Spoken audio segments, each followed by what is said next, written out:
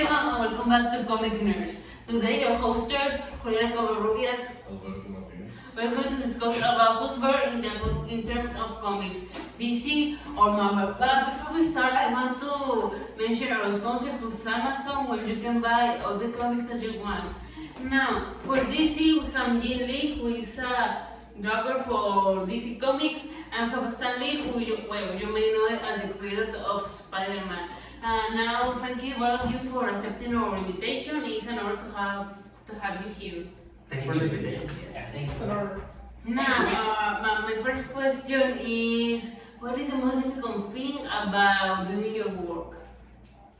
Well, as I said before, of course, after I'm making a comic, you have to have these ideas of how the people nowadays thinks, because the things that we do before, like for example in 1918, doesn't fit correctly to the generation I have today. So we need to change that to the people of nowadays, like the new content that we make. So the most difficult for you is to adapt. Yes, to focus on other things. Now, for you, Stanley, I can see him. Thank you. What's the most difficult thing about creating Spider-Man? For like a designer and creator like me, it would be like not only the physical or the costume design, but in like all the values and the personality like you can have. Not only Spider-Man, but in other characters. Like another one that I like, Silver Surfer, like he's philosophical and very different. So it was hard to create a new character from zero. Yeah. Now, we talk about the most difficult thing about your job, right? What passionated you to do this, to draw these comics? Well, since kid, I live in North Korea, but I moved to United States, and I have loved drawing since kid, but later I couldn't draw and I had to study psychology. But later on, I continued my dream and continue drawing. Oh, you have a degree in psychology? Yes, on psychology. Yeah. And thanks. For you, what's the inspiration for Spider-Man? Well, inspiration is an impact in my love life, like, yes, very sad, but that moment, that difficult time make me make the or different characters and making Marvel like this today. What is today? Now, you have any questions, Alberto? Well, actually, I want to ask you about the normal pros and cons of your comics. First, my contrast, it could be like all the values, like it's very familiar, like I'm very popular right now. Fantastic Four with the family, yeah. Yes, and Fantastic Four, the value of family, like in the movie too, but in the comics it's very difficult and very different. Like here, you can see. I really like that one. And in Spider-Man, all the values that it have and how it's like make you feel like you are in there, or values that, yeah. And the contrast, it could be like a very good, very different stories, but yeah. A lot of things that you have to Very do, yeah. mixed. Mixes things. Now, for you, what are your pros and cons? Well, firstly, the cons of which I consider in DC is sometimes the lack of originality, because most of the classic comic stories like the Superman, Batman, they repeat so frequently that people don't like them that much as the first one. So yes, making the original story or changing some factors that can make the story interesting. And the pros? And some pros, it could be the values that it teaches to people. Like what values? Like for example, obviously depends on the character in the story.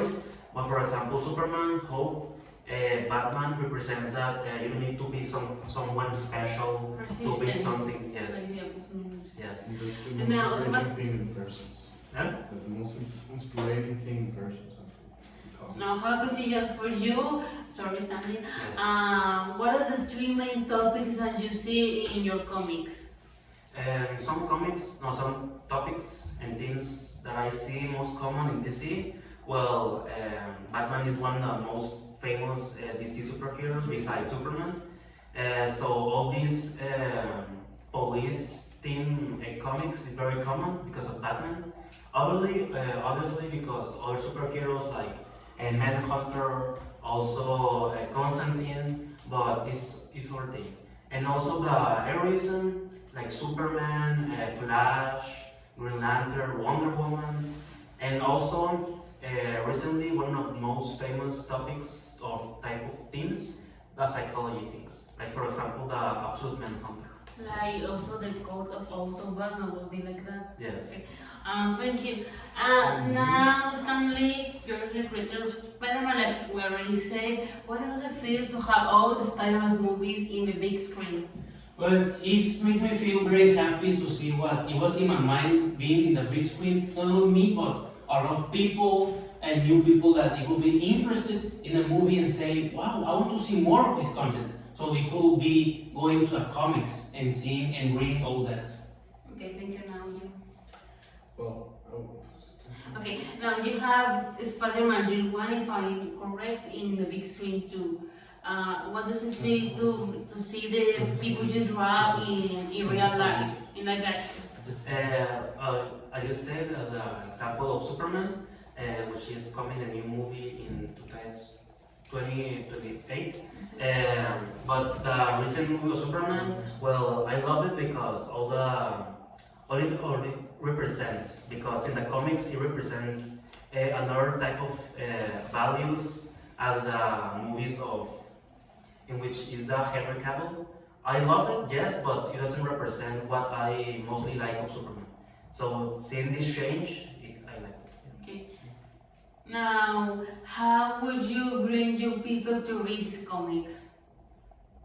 Well, first, Jim, Stanley, this podcast, as already said, is to bring people closer to the lecture. How would you bring people to read your comics?